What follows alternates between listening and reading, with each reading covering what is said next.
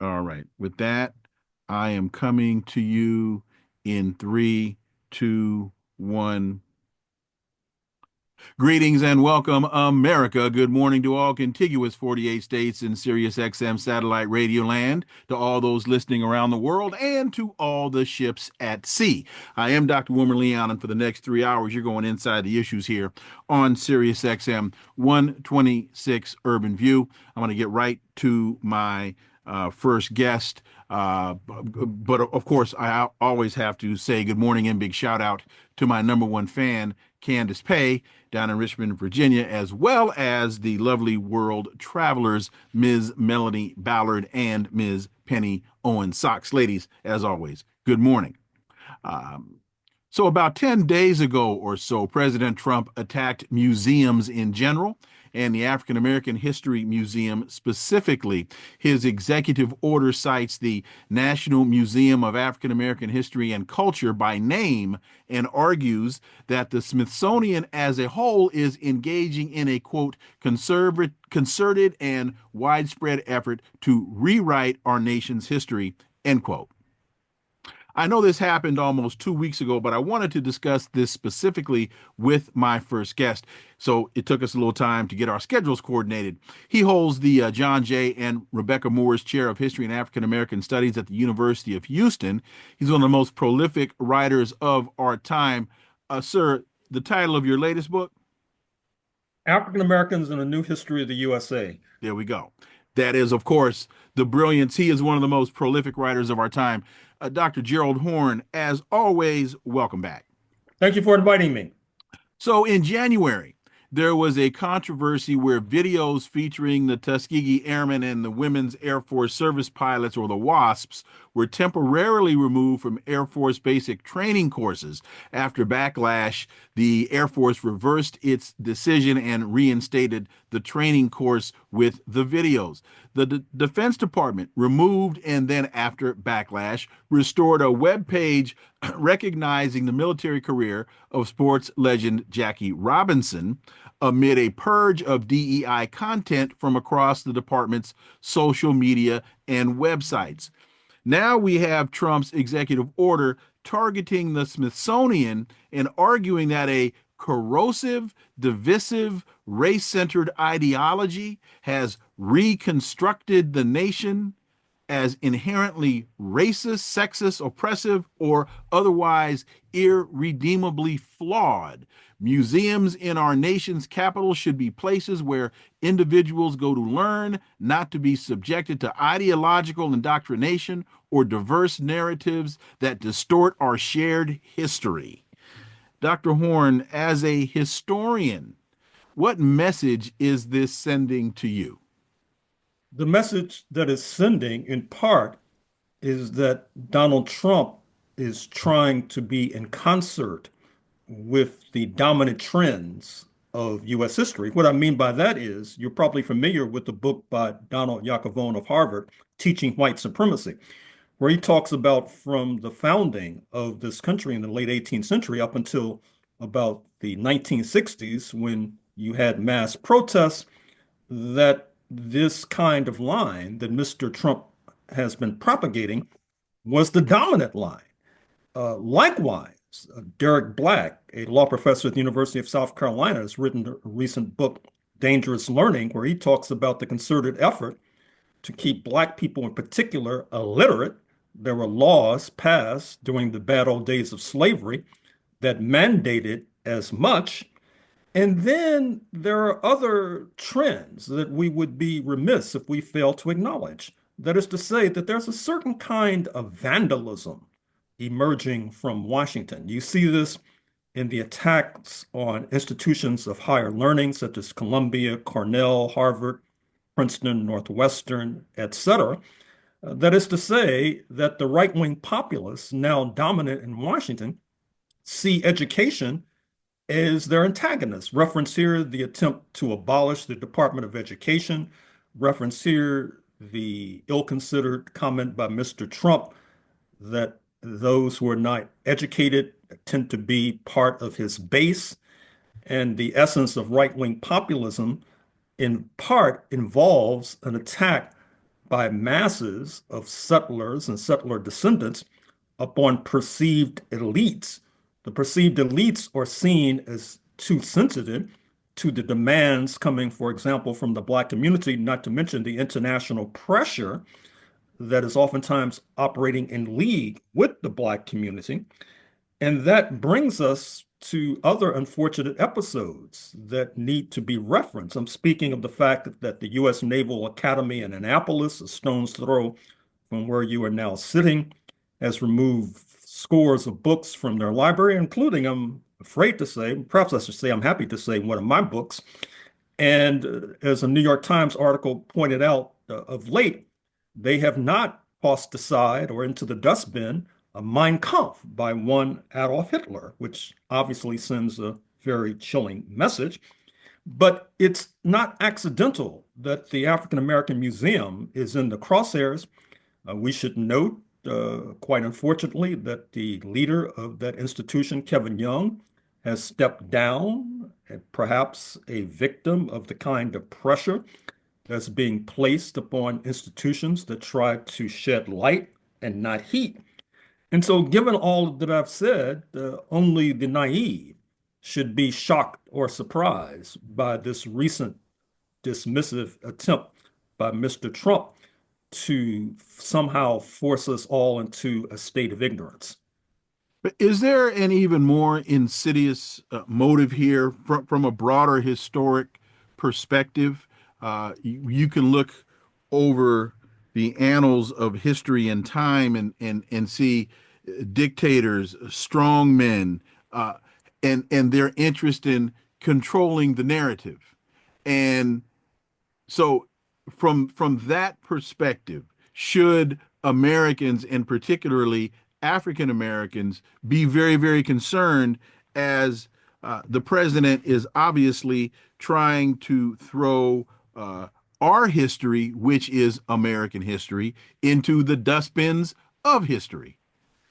Well, obviously, we should be concerned. That is to say, attempting to obliterate our history could be a prelude and a pretext to obliterating our community as a whole. Uh, as we speak, I'm editing my next book, which will be out in a few weeks, entitled The Capital of Slavery, Washington, D.C., 1800 to 1865.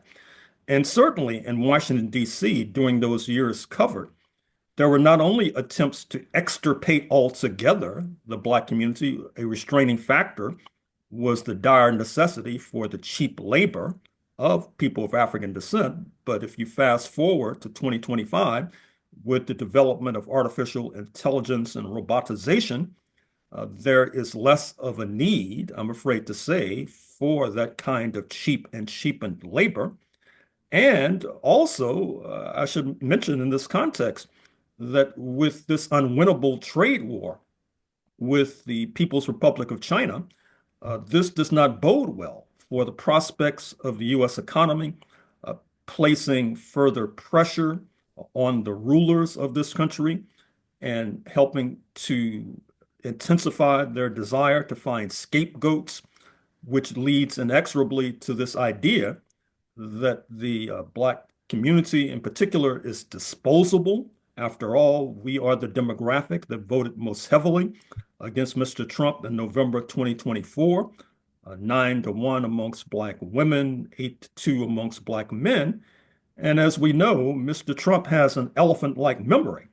He does not suffer from amnesia when it comes to pulverizing and punishing those who he feels have crossed him.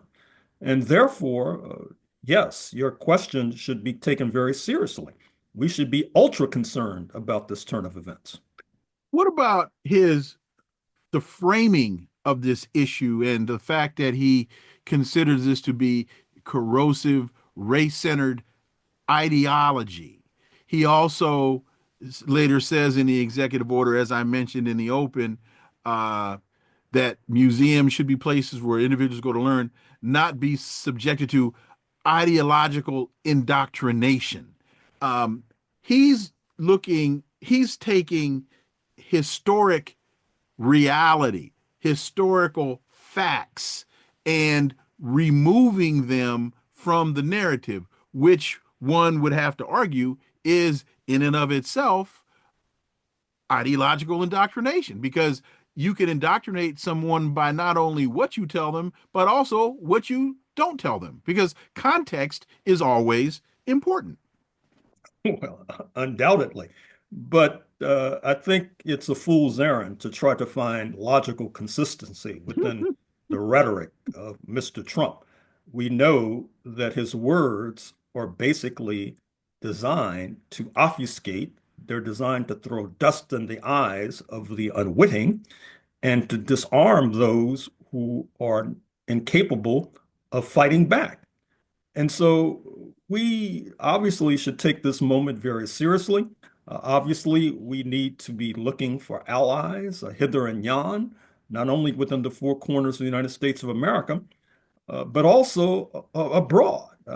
As you know, I'm speaking to you from Western Canada, and this entire country is up in arms with regard to Mr. Trump's ill-advised threats to annex this major economy and major country. This has led to a boycott, a tourism boycott, which is punishing the economies of Florida and Arizona. But it seems that it would probably be asking too much for many of our organizations, even to cross the border and try to find assistance and solidarity, even though, of course, by launching a trade war against every country on earth, including uninhabited islands, Mr. Trump automatically helped to create a major global bloc that is willing to bring him to heel.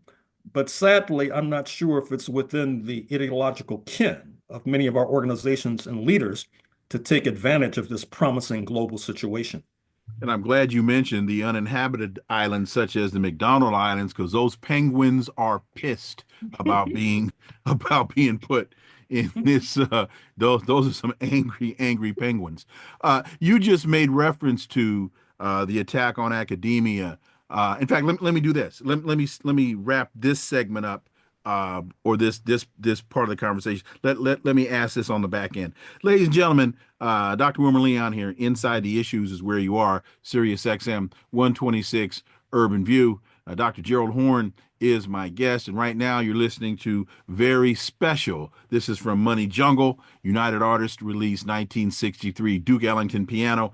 Charlie Mingus on bass, Max Roach on drums. And I love Duke in these smaller settings. Love him in any setting, but I particularly enjoy Duke Ellington in these smaller settings, which is what we're going to be focusing on for the remainder of the show. So with that, sit back, and there's more on the other side. Keep it locked right here. Okay, that's -13.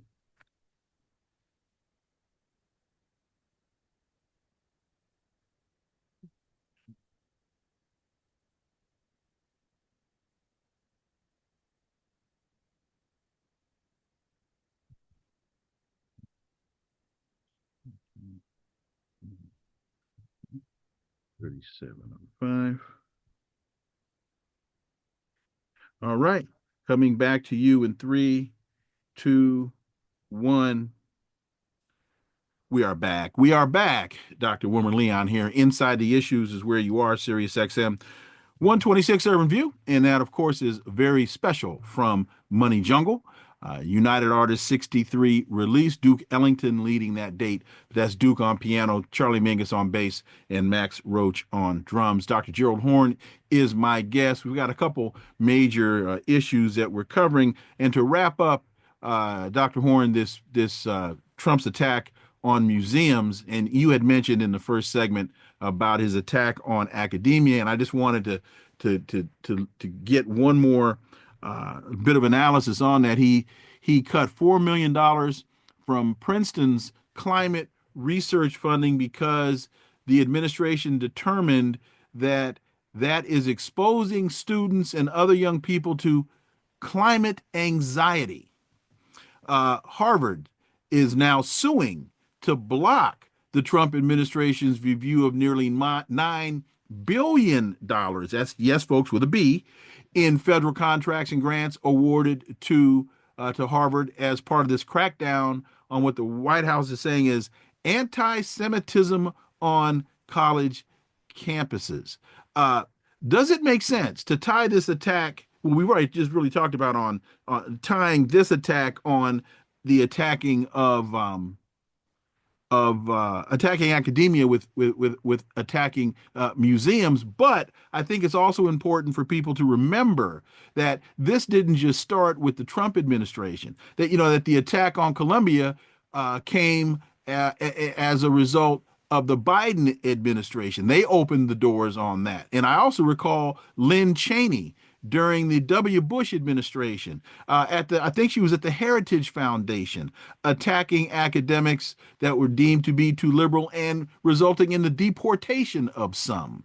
So I just want to be sure that folks understand that this isn't just Trumpism at play here. Well, with regard to Columbia and the attack on other institutions of that caliber, such as Harvard, obviously it's driven in no small measure by a flailing attempt to bolster the Israeli genocidaires and their ongoing war in Gaza.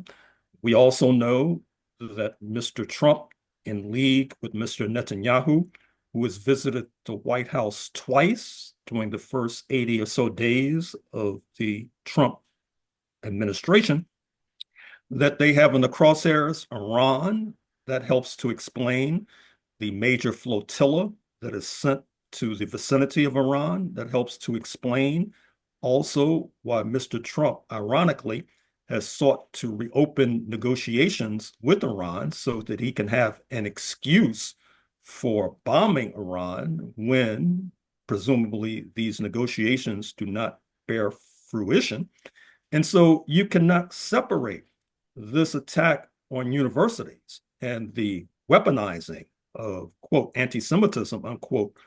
You cannot separate that from a larger imperial agenda involving support for the fellow settler colonial state that is Israel. Indeed, what's oftentimes conspicuously missing from the discourse about such issues is the question of settler solidarity, which not only links the heavyweight champion of settler colonialism, speaking of the United States, with his junior partner in Israel, but also helps to shed light on the attack on the African National Congress government in South Africa, the attempt to place sanctions on that government, the attempt to attract across the Atlantic those from the European minority who are claiming, obviously falsely and maliciously, to being persecuted. That is to say, they're being subjected to efforts to reverse the ravages of their centuries-long depredations against the African majority. And so this should be plain for all to see, but sadly, I'm afraid to say it is not. Very, very sadly. What do you make? Because so many folks, this question that just came to mind. So many folks equate the Ivy League with the elite and with the ruling class. So what does it say to you that the Trump administration is attacking the very academic institutions, and not only Trump but others as well, are attacking the very institutions that, in the minds of many, are considered to be the training grounds for many of the elite that are in his cabinet and were in the Biden administration and in the Obama administration and so on and so forth. Well, J.D. Vance, the vice president, is a graduate of Yale Law School. Mr. Trump himself is a graduate of an Ivy League school, speaking of the University of Pennsylvania. Mr. Hegseth, the Pentagon chief, as I understand it, attended Princeton University. But we need to understand that there are rifts between and amongst the elite. You see this happening right now with regard to the trade war, where even those like William Ackman, an alumnus of Harvard, a billionaire hedge fund guy, uh, issued some tepid criticisms of this tariff war, by the way, after giving full-throated endorsement of Mr. Trump's campaign, eventuating in victory in November 2024. And then you have to have an understanding of US history. That is to say, what's popularly referred to as US democracy. I'm now referring to the 1820s and Andrew Jackson, whose portrait was placed in a prominent Mhm. place in the White House by Mr. Trump. During the Jackson administration in the 1820s, you also saw an attack on elites, and the attack was coming from below by working class settlers and by poor settlers, etc. With this trade war unfolding, which I predict will have damaging impact on the US economy, that will lead to further unrest amongst the Trump base, 77 million strong. It would be mathematically imprecise to say that the 1% supplied 77 million votes to Mr. Trump in 2024 when the population of the country is merely 330 million. And with that kind of unrest bubbling to the surface amongst the base of the Trump party, of the Trump base, then you can expect to see more rifts within the elite. Because let's face it, what is helping to restrain criticism of Mr. Trump in the higher ranks of the Republican Party, as has been freely admitted, is the fear that people might be subjected to physical violence. And they may be subjected to physical violence on the part of the Trump base, many of whom were elated when Mr. Trump gave pardons to the miscreants who tried to execute an insurrection on January 6, 2021 to keep him in office. And this goes back as well to the ongoing debate in the Trump inner circle between the so-called tech bros of Silicon Valley. Recall that Elon Musk and the bros wanted to see an extension of these HB1 visas, which would allow more high-tech workers from India in particular to come to the United States, whereas Steve Bannon, representing the thuggish wing of the Trump base, objected strenuously. And in fact, it was some weeks ago that he suggested that Mr. Musk would be exiled permanently Hmm. from the Trump inner circle, which has not happened as of our conversation today.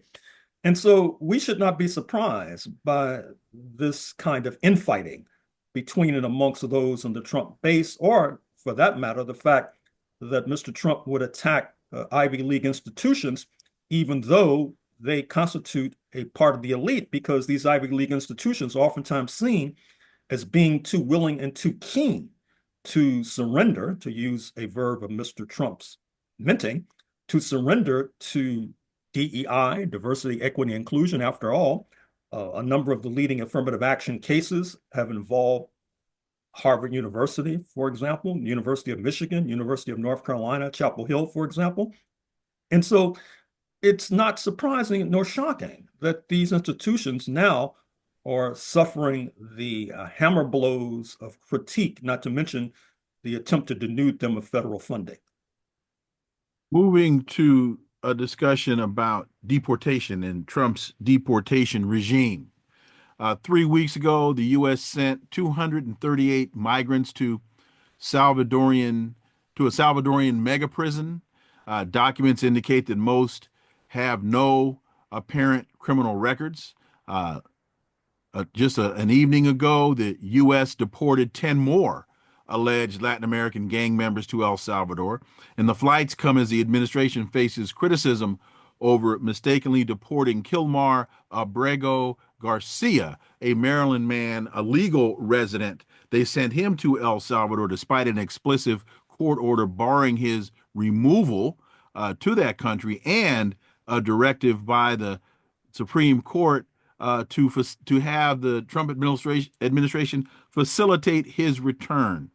Uh, Dr. Horne, beyond the immigration issue, I've been telling people that I see this as a trial balloon, a testing that a trial balloon that is testing due process.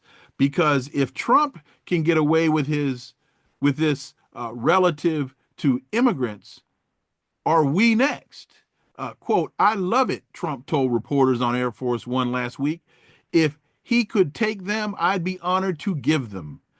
I don't know what the law says on that, but I can't imagine the law would say anything different. If they can house these horrible criminals for a lot less money than it costs us, I'm all for it. End quote.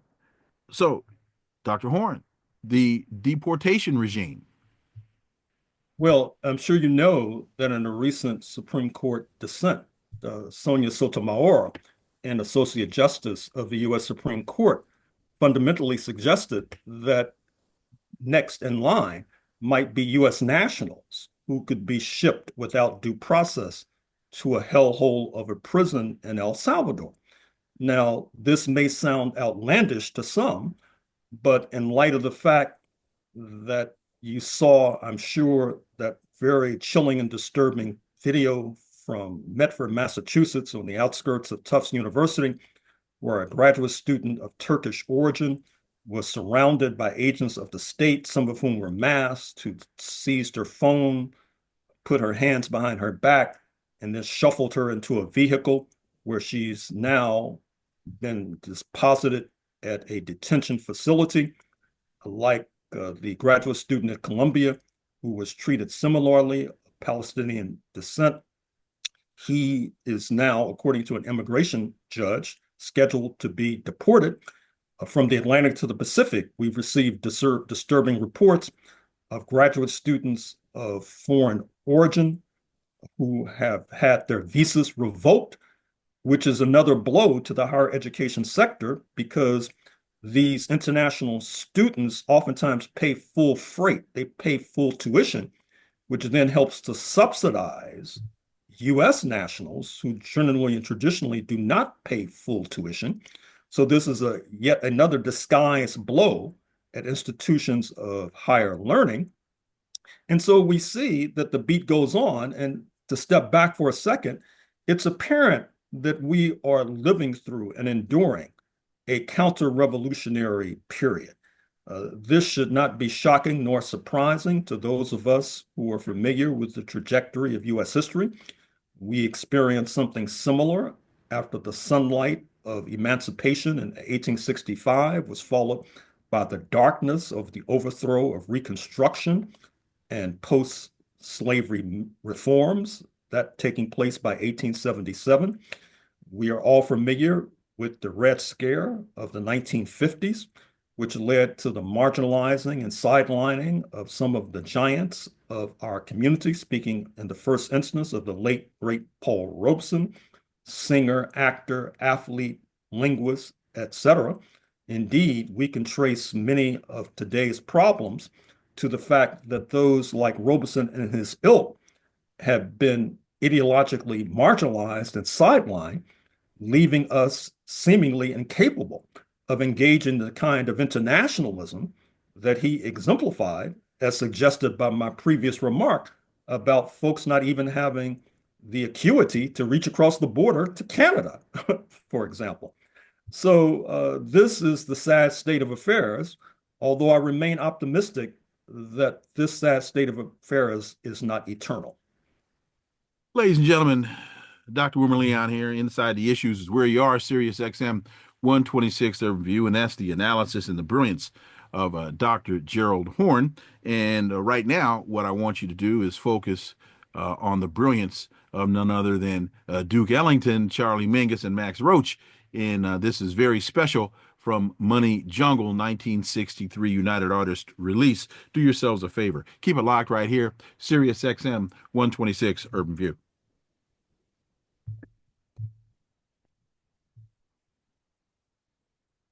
Can I say something? Sure. So I'm gonna kill the sound for a second because I got to return a phone call quickly. Okay. Okay.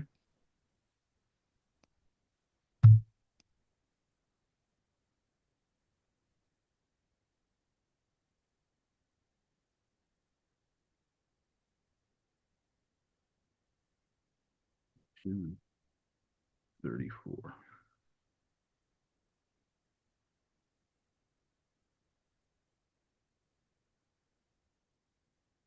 Hey, this is Gerald Horne calling.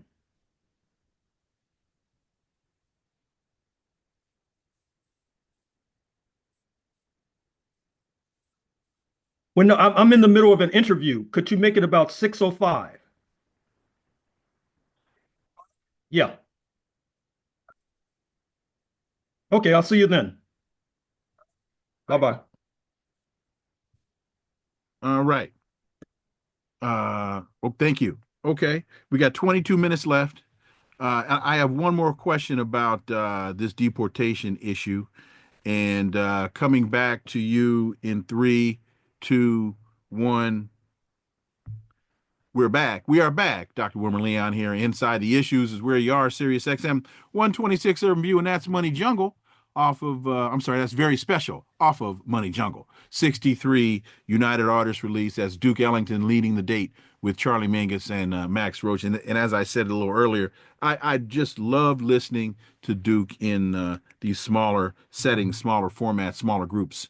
But anyway, Dr. Joe Horne is my guest, and Gerald, I got one more question regarding this whole immigration thing because we've also over the last few months been experiencing uh, American academics that travel overseas, returning back to the United States, and they're being stopped. They're being pulled aside, taken into the little room, and being harassed, having their phones taken and their computers taken.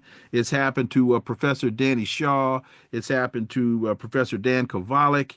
It's also happened to an attorney in Detroit, Amir Makled. Um, the they ICE detaining him and taking his phone. And then there was also, I think, a Turkish, I think she was Turkish, physician who went to maybe she was Lebanese. She went to she went to Lebanon for the funeral of Hassan Nasrallah, and then she was not allowed reentry. So this whole immigration issue, that to me is related to that. Your thoughts? Well, the latter case of the Lebanese scientist refers to a woman who was a leading scholar at Brown University, Mm-hmm. but and that brings us back to the attack on universities, the attack on the Ivy League.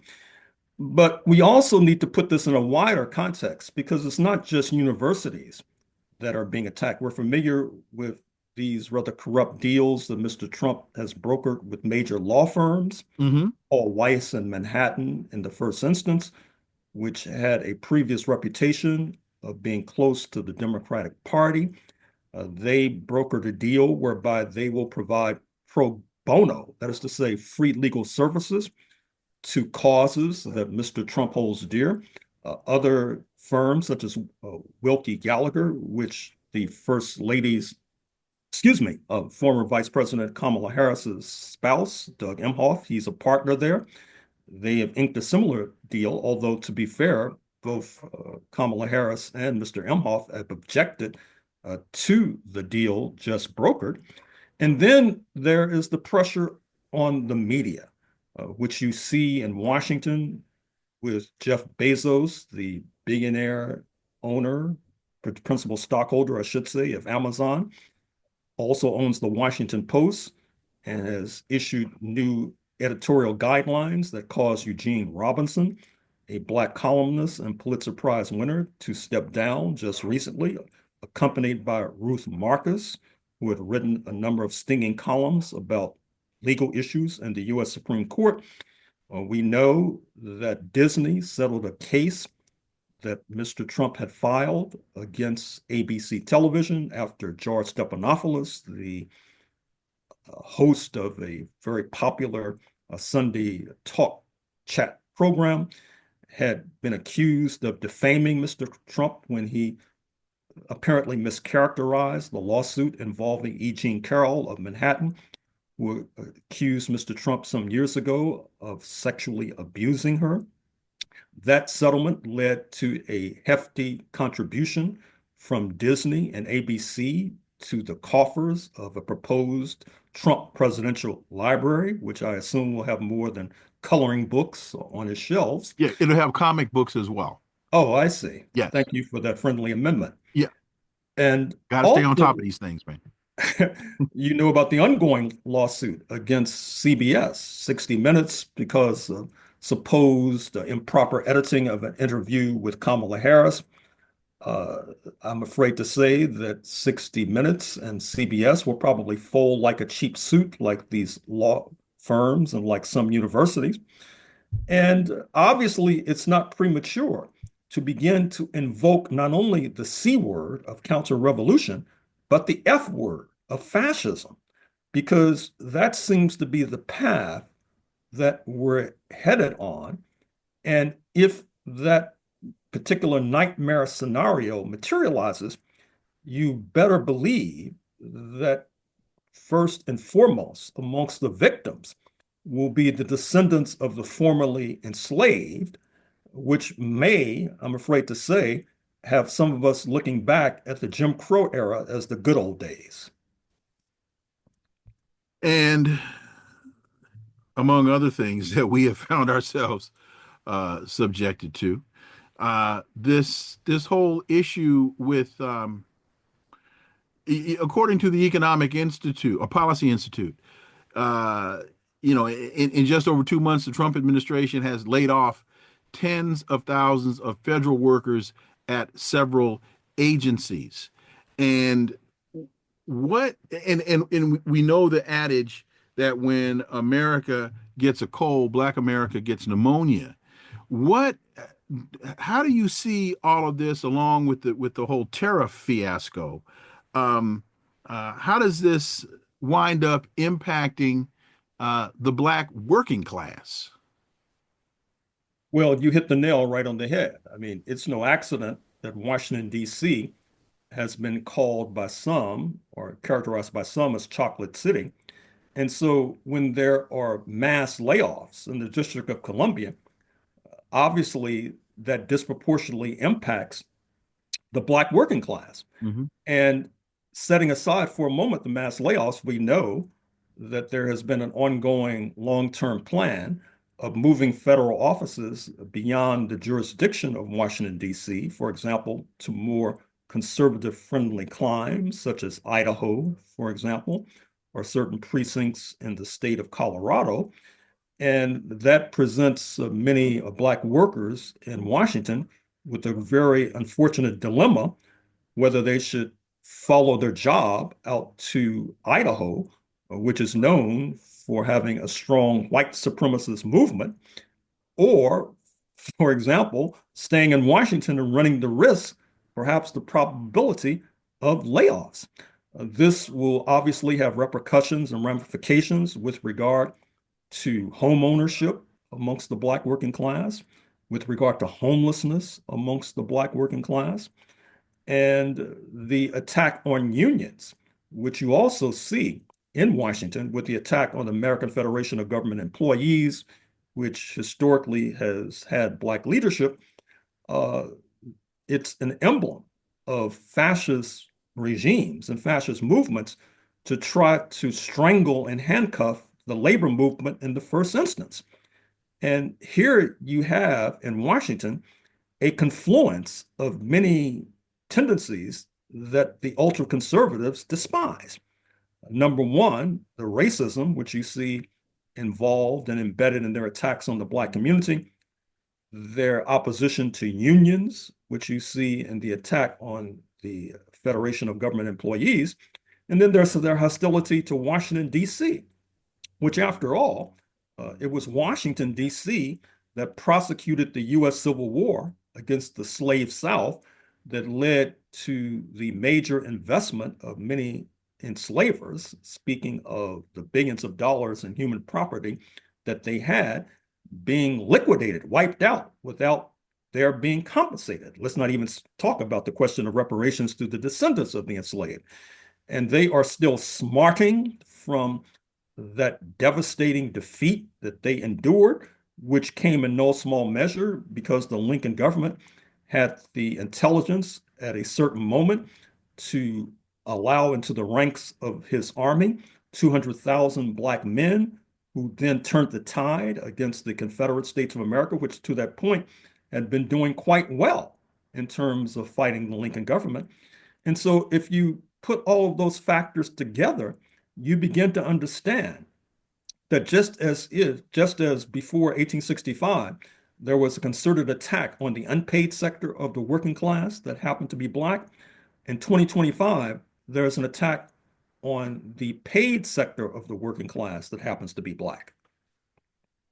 Expanding that analysis a little further, when we look at the budget framework that has been passed, the Republicans are doing everything in their power to expand the Donald Trump tax cuts, and at the cost of social safety net programs and other types of programs. So again, laying off federal workers, I think the number is about 22 or 23% of the federal workforce is made up of African Americans across the board.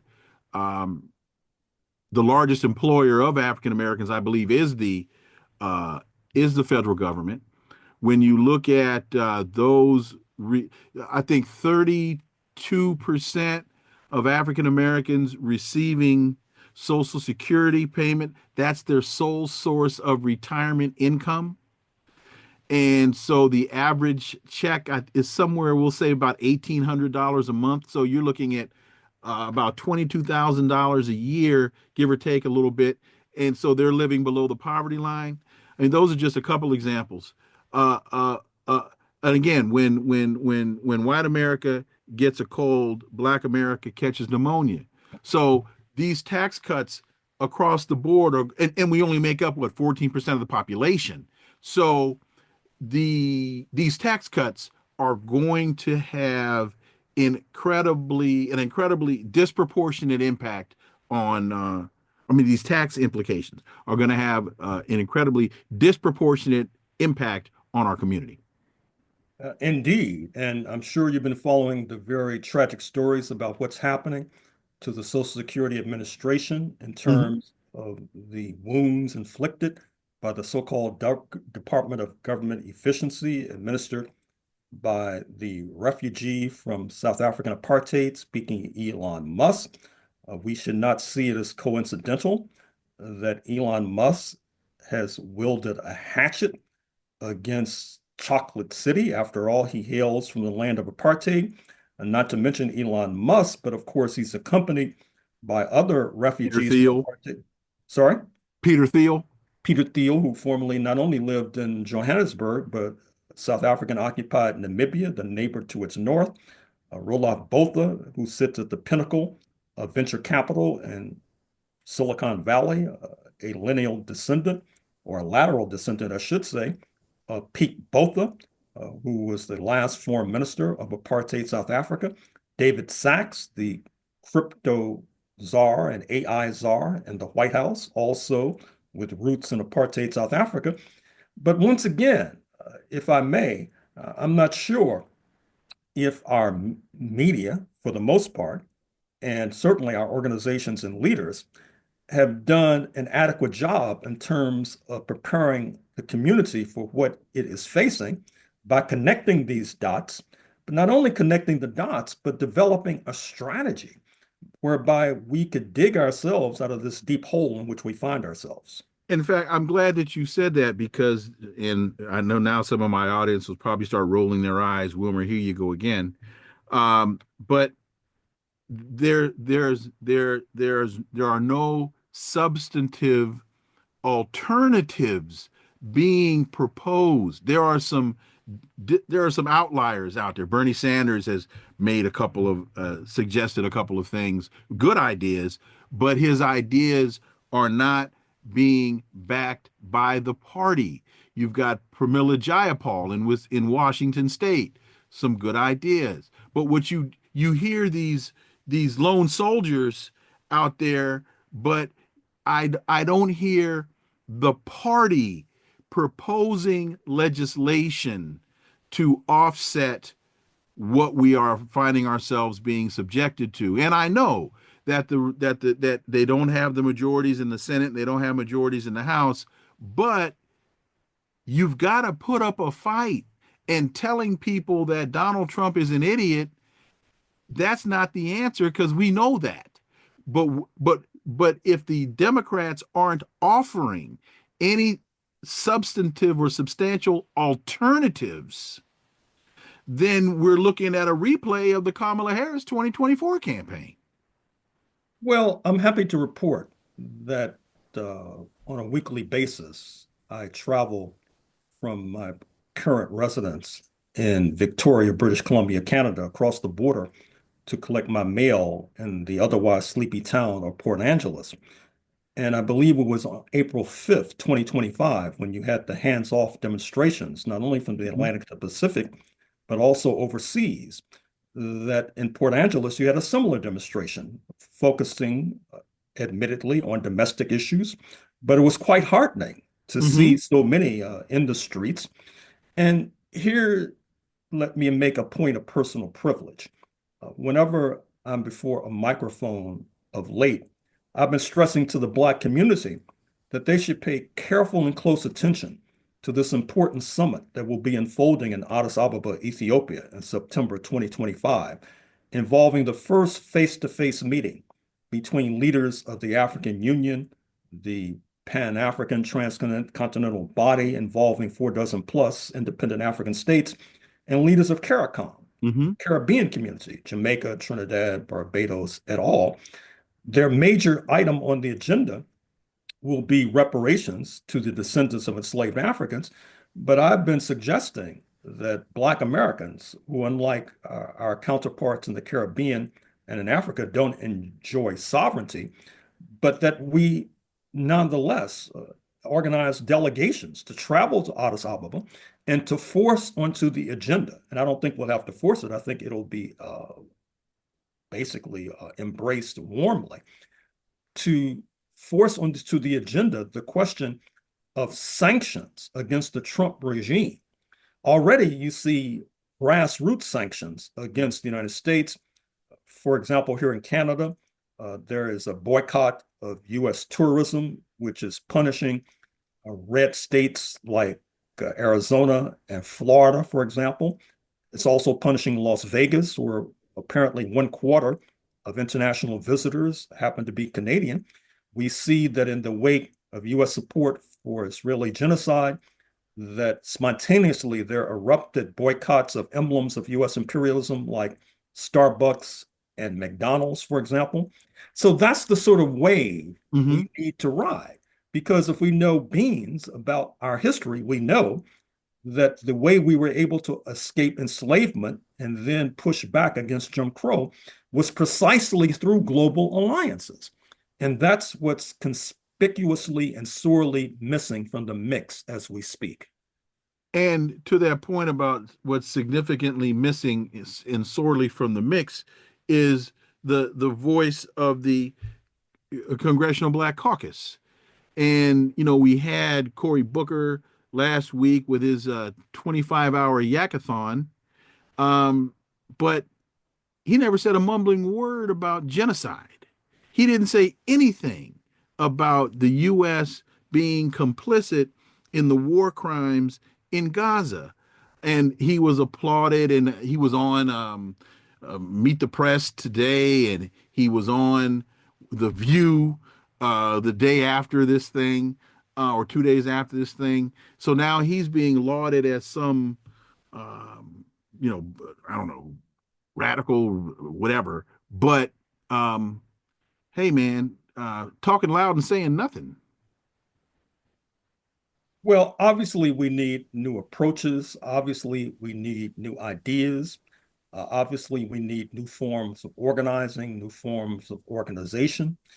And with respect, or let us say the respect that may be due to the Congressional Black Caucus and some of our counterparts and peers in Washington who accept generous campaign donations from the Zionist lobby, such as are doled out on a regular basis to Senator Booker, it would be simple-minded to think that those who are receiving such donations, if you like, would then turn around and be our tribunes. Mm-hmm. We know that those of us who propose that we should send delegations to Addis Ababa, Ethiopia, we know that the Zionist lobby is quite hostile, as already noted, to a leader of the African Union, speaking of South Africa, which had the temerity to drag Israel before the International Court of Justice, as a leading member of the BRICS, Brazil, Russia, India, China, South Africa, which is threatening the hegemony of US imperialism. And so I think that the Black community in particular should recognize how we're perceived, and more important than that, objectively, where our interests lie. And certainly they lie, as has been the case historically, with Hmm. alliances with our friends, counterparts, and peers in Africa and the Caribbean. And also with that understanding, with this latest attack on those who are considered to be uh, challenging American policy, people just need to keep that in mind as they are looking to formulate these relationships. Little Marco Rubio doesn't look favorably upon those that are trying to develop those types of relationships. Oh, to put it mildly, I'm sure you heard about his trip to Jamaica, where he basically told the leaders in Kingston that they need to make a choice, either between US imperialism or the BRICS led by China. Now, that's obviously ridiculous to make threats to a sovereign nation, but it's emblematic and is prototypical of what we are facing right now in Washington. And so obviously, we should be sending delegations to Kingston, Jamaica, to engage in acts of solidarity with the sovereign government of Jamaica, which I dare say would then be paid back with regard to solidarity, with regard to our causes right here in North America. And he's also the wrong guy to be making the threat, and that's the wrong threat to be making. In the long term, I believe. Uh, Dr. Gerald Horne, my dear brother, thank you so much for your time. You got me. You put me in on a very tight schedule. I greatly, greatly appreciate it. And look, as always, be safe. Look forward to having you back. Good luck to you. Thank you. Thank you. Folks, Dr. Wilmer Leon here. Inside the Issues is where you are. Sirius XM 126 overview. There's a whole lot more on the other side. Keep it locked right here.